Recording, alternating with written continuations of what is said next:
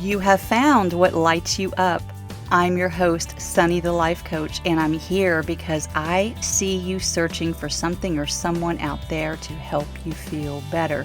Something to take away the pain that you're feeling, the inadequacies. I know all of the things that happen in life can leave you feeling empty.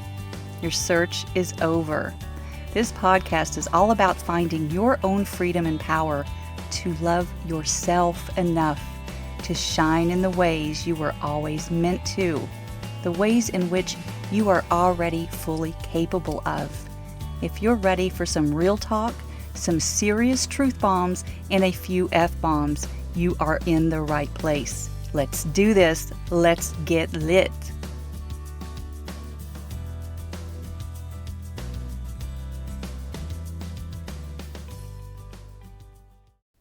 Hey, my friends. Hey, this week I have a lot of heavy shit that I want to get off my chest.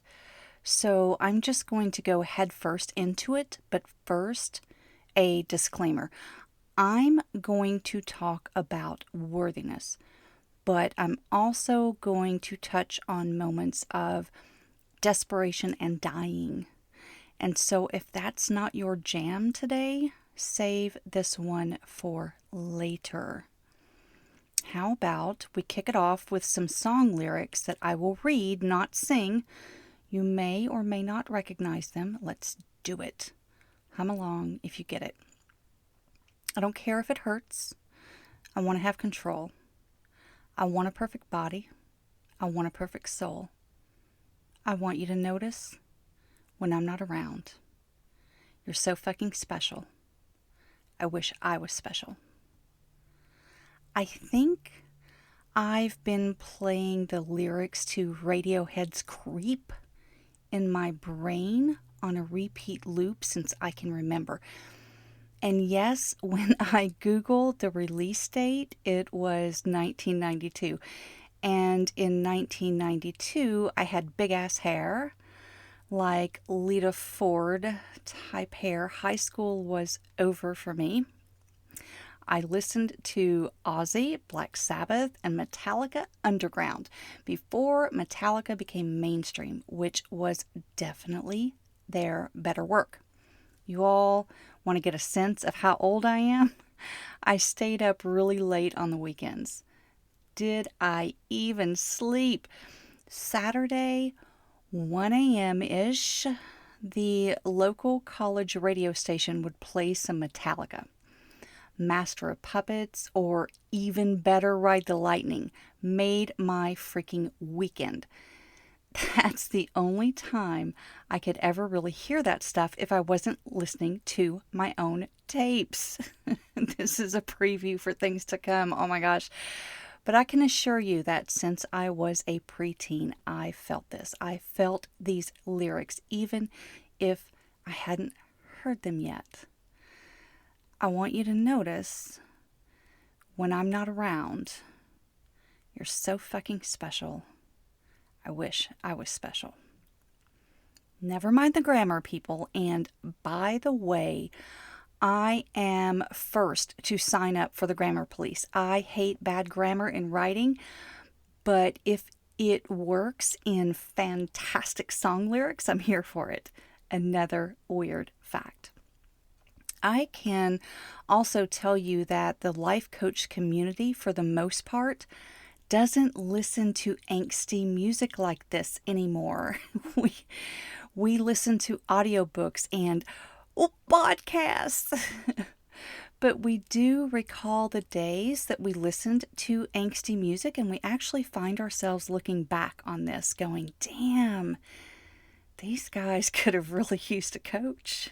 Seriously, someone needs to tell them how to deal with their feelings. Fuck. It has been my personal observation, and I'm quite sure that I'm not alone, that some of the most creative souls that live among us are the ones that keep their shit so close that you would never ever know what kind of pain they were experiencing. Think of just a handful of the beautiful souls that we have lost recently, the ones that hit me hard personally, punched me right in the gut because I thought, wait, they were perfect. They were special. Robin Williams. No one saw that one coming, did they? Chris Cornell. That one hit me super hard. I mean, holy shit, this dude had pipes. Soundgarden, Audioslave, Temple of the Dog, Mad Season, constantly reinventing, yet that powerful voice carried over into every one of his projects, and anything that he did acoustically, fire. Absolute fire. And then, not long after, Chester Bennington, the lead singer of Linkin Park, followed Chris Cornell, another amazing voice like none other. He was close friends with Chris and they collaborated many times. Anthony Bourdain, foodie, world famous traveler. Kate Spade. Okay, confession time. I bought my first Kate Spade product after her death to honor the fact that this is a super successful person who still somehow probably maybe didn't feel good enough. It's a makeup bag that I have. It's pink and glittery and all of the things that I normally retract from these days, but I wanted to honor Kate and acknowledge that there is no measure of money or success that takes the pain away. Because it's one thing for metalheads or rockers to disappear, live hard, die young. And it's quite another for sophisticated men or women to make the choice to bow out of this life because it's too painful, right? Isn't that what we think? That's what we think. This isn't like something I'm stating as fact, but that's what we think when we think about these superstars, if you will, among us that are no longer. We think that if we're pretty or handsome or rich or talented or successful enough, that everything will finally be okay. The reason I'm sharing this is because I think it all comes down to the self-worth concept for each of us humans. It comes down to those lyrics I mentioned from the beginning. I wish I was special. And it comes down to those insidious thoughts that we have. I don't care if it hurts. I want to have control. I want a perfect body. I want a perfect soul. Somehow that monkey brain just comes and says, you know what? You're a piece of shit. Just exit stage right. And I don't care who you are or where you are. And you may well be under the influence at the time because you're trying to numb it all away. That's all forgivable. It really and truly is. I just have to say it. Because if I have felt it, if these stellar humans that I mentioned have felt it, then maybe you have too. Now, obviously, this is an extreme that I'm talking about and one that I do not promote. Do not do anything rash out of this. I'm simply talking to you about a topic that I don't think many of us talk about enough, especially during Mental Health Awareness Month. It just seems the opportune time to open the door and say, I do not recommend it, but I think that we do ourselves a disservice if we don't admit that it's there. If we don't acknowledge that sometimes it hurts, yet at the same time, we are pulled to control the outcome. I think that comes from somewhere within our worthiness factor. And here's where I will diverge from a therapist. The work that I do diverges from that of a therapist. And trust me, I have had many therapists over my lifetime, and I absolutely enjoy therapy at some times when I really need to dig in. But that's what a therapist does. That will help you dig into your childhood traumas and do the work to understand exactly where that pain comes from. Was it your parents? It's almost always your shitty parents, right? They really fucked you up with all of the selfish decisions that they made along the way, not even considering the impacts on your life. For me, that's not as important. And for a coach, that's not as important. It's super important, of course, but not as important as knowing where you are now. What are you feeling right now? And asking yourself this question that is very coachy, so bear with me. And I swear it works for me every time. It stops me in my tracks every freaking time when another coach asks me, what are you making that mean? It is my personal opinion, but I don't think there is another question out there in the world that can be asked of you or that you can ask yourself. And I don't even care how many times that you ask it, but what are you making that mean? Put that nugget in your pocket for a moment while I explain 3 ways that I think we seek our self-worth today as humans living in modern times. Because I would like to add that back when we were just trying to survive, we weren't so caught up in these bullshit thoughts from our primitive brains. We were busy trying not to get eaten by wild bears. But I digress. Here we are.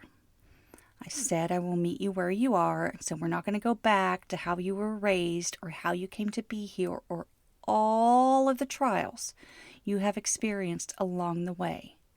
So we will certainly not go back to how your grandfather's grandfather had to fight off the wild bears in order to live. That just isn't relevant. It's a great story. Conjures up the Call of the Wild type images in your mind.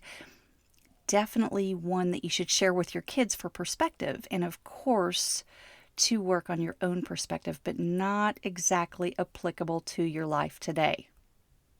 Stay with me and focus. Okay, 3 ways in my observation that we define our worth in modern times. Number 1, what other people think of us. Number 2, the version of perfection that we see around us. That is what I like to call compare and despair. And number 3, what we think of ourselves. And this can also be like, number 3 can also be like an umbrella over the first 2 as we form our sense of self-worth around that, really, that whole narrative. So let's break it down. First of all, what other people think of us. Yeah, you've heard it's none of your business, but you really and truly do care. You care so much that you adapt your behaviors in an attempt to meet their expectations, even if you are capable of fully acknowledging that you have no fucking idea what they are thinking. You only know what you're thinking. And you only know what you're making that mean about you. So if you say, why didn't he text back? Or why didn't she return my call? What you're really asking, without fully being aware of it, is, what am I making that mean about me? Now, he may not have texted back because he had 100 distractions throughout the day, and she may not have returned your call for the same reason, but your brain is making it mean he doesn't find me interesting. enough. She isn't making me a priority, therefore, I must not matter to her. Therefore, I must not be good enough, smart enough, interesting enough, a good enough friend, partner, sister, mother. You get the picture. Oh my. This spirals quickly, doesn't it? I'm not blank enough. Fill in the blank. I'm not blank enough becomes I'm not enough. And suddenly, you're not worthy. I'm not smart enough. I'm not pretty enough. I'm not successful enough. I'm just not good enough. Somehow, I'm not enough. I'm not blank enough. This is the bullshit movie reel that's playing in your head. I'm not enough. That's the first thing. And if that itself isn't enough, we have the second thing, which is comparing the version of perfection that we see around us. Now, I'm not going to blame social media entirely for this. To be sure, compare and despair has been around as long as there have been classes of people separated by the haves and the have-nots. If you didn't venture into town and see Nellie Olson swinging her perfectly coiffed blonde curls with the hair bow and the fancy dress, you could be free to play in the creek mud with your messy braids and feed the livestock, and life was just fine. Yes, that's a Little House on the Prairie reference. Side note, I grew up in the country, and I mean the literal sticks, and we didn't have a television at all during my formative years, which is not a bad thing, people. But I do remember every Monday evening we would gather around a neighbor's TV to watch Little House. I thought Michael Landon was the best dad ever. I'm not that old. It's just the version of life that my parents chose to live at the time, and it was totally acceptable to visit the neighbors weekly for 1 hour to watch a TV show. It sounds so freaking strange living that kind of life as a kid compared to the way that mine is living his. Totally plugged in. And this is where I will bring social media in, because I have lived through a shit ton of change already. It's been quite rapid when I think about it. I mean, my experience with going to the neighbor's living room once per week to watch one show would kind of be equivalent to those who give their kids a good old school phone that is for text only, right? And they have that choice. Look, this is for you to communicate with me, maybe your friends, but I'm going to make it hard as fuck on you, as it was for me. If you want to spell hello, you've got to tap all 5 corresponding numbers. There's no auto text. And you can't just type H for a pre-fill hello. It's honestly not such a bad thing. I lived through those days. I remember when there were 8 tracks for a minute, and that's all they were around for, just that, a minute. Records, of course, both 45s and albums. Then came cassettes, along with the beta VHS war. Remember that, where VHS won out? Oh my gosh, and some of you all listening to this might be like, what are you even talking about? But just to remember the awe of being able to go and rent a movie on tape, along with a device to play it on, because many of us couldn't afford the player back then. We had to rent it for the weekend. And those were the days. I mean, it was like a huge treat for us. Like maybe once a month we would go into town and, rent 3 or 4 VHS movies with a player. I mean, y'all. Then came the CDs and DVDs, and now it's all digital. Then social media, and now here we are.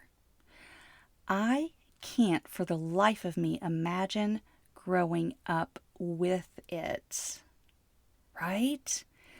I mean, those of us of a certain age are like, gosh, we used to be able to go to parties without having our picture taken and plastered all over. wow, I mean, how hard would it be?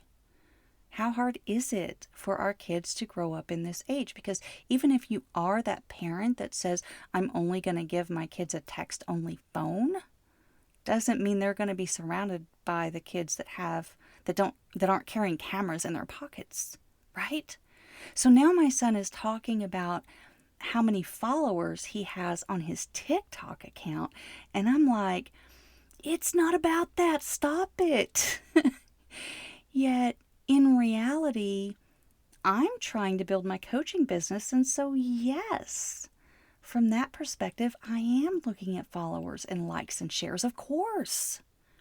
Technically, it's part of my job to do that because that's where it is, and I'm not yet in the position to hire it out. Also, because I want to fully understand how it all works before I do.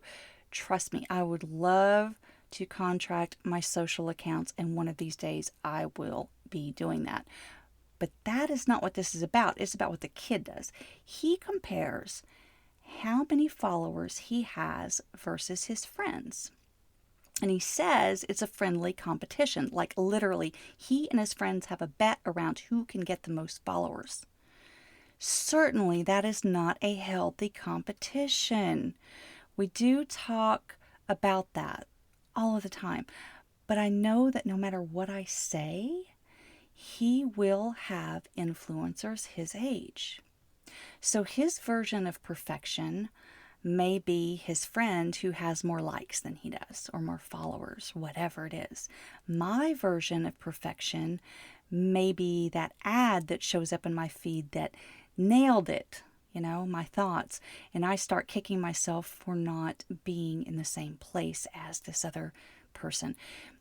Your version may be seeing someone else post about that house, that car, that dream vacation, and you have this thought, I must not be enough because my life doesn't look like that. Compare and despair. It gets you nowhere. Turn that shit off. Tune it out and tune in to your own thoughts and your own creativity to become your own person. Generations before have done it. Read a book, have an original thought, learn something new. Get out of that madness of comparing your worth to someone else. Yeah, she has longer lashes, better hair, nicer figure, but I guarantee she still has problems because everyone has problems. It's like Mark Manson says in The Subtle Art of Not Giving a Fuck. Of course, one of my favorite books, which I am rereading at this time. And if you don't mind the number of fucks that are dropped at any given time, if you did, you probably wouldn't be listening to this podcast. I highly recommend that book. But as he writes in the book, or as he talks about in the book, and I'm paraphrasing here because I'm not going to read to you today, but it goes something like this. Warren Buffett has money problems. The man, we may call him a bum, okay? We may call him a bum on the street, has money problems. The difference is that Warren Buffett just has better money problems. Buffett may lose millions in a day and the bum may lose $5. Both will be equally painful. The lesson is that he still has problems. Buffett has problems, the man has problems. He has problems, she has problems. She may look different and have a perfect Insta account, but I promise you that she still has problems. More money, more problems, just a different version, just a different scene. Think of all those celebrities I mentioned in the beginning of this episode. People who, from the outside, probably seemed as if they had it all. They had arrived. They were rich, famous, talented, making an impact on lives, a positive impact. They made people laugh. They brought people joy. People paid good money for their products and services, their shows, their concerts, and their handbags. They had tons of adoring fans. They had families who loved them dearly. But did they truly feel their worthiness in their core? Did all of that wealth and fame bring them their worth? Of course, we can never know that. So let's bring it back to you. I use these examples of real fucking humans who seem to have the world wrapped around their fingers only because why can't you think of yourself in that manner? Because my third point is, what do you think of yourself? What do you think of yourself? How do you talk to yourself in your head? Do you get up in the morning and think, I'm going to slay this day? Or do you want to retreat and find the first option available to you to numb and forget how shitty you feel? When was the last time you looked at yourself in the mirror, warts and all, and said, I love you? I love you because you are worthy of my love. When was the last time you said that to yourself? Not because of how you look or what you have accomplished, not because of what anyone else thinks or whether they returned your calls or your texts or liked or shared your post, just because you are you. You are the only version of you there will ever be. There's no one else like you. Never has been, never will be. I don't care if you have procreated or not. There is only one you. The day that you were born, you were perfect. And you were most likely adored. Chances are. Your arrival was even looked forward to, much anticipated. Maybe all kinds of family and friends gathered to celebrate, either before, after, or both, because that's what we do as a society. We pull our tribes together in times of celebration.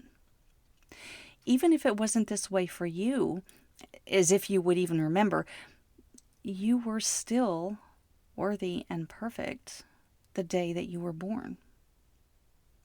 I think of all these gender reveal parties now that were never a thing a decade ago, but now we have to have the reveal party, and it has to be bigger and better and more creative or over the top than those that came before it I guess for posterity. I don't know. We take pictures and videos and we post with these so we can compare and despair our worth as future parents and timestamp that date for the unborn humans among us. What kind of parents would we be in this day and age if we didn't hold a gender reveal and post it for the world to see? Even worse. I mean, gasp, what if? What if you don't even find out the gender when you know that you can? What if you just kind of left that up to, I don't know, just wait and see? Holy shit.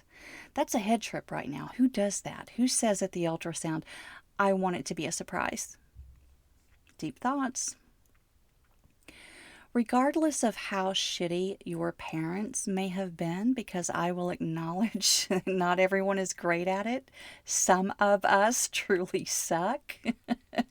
But that's also the beauty of our uniqueness. And it's all part of our experience. I will tell you this. The day you were born, you were pure perfection. You were 100% worthy of all the love. And how do I know this? Because all humans are worthy. Period. That's just the way of the world.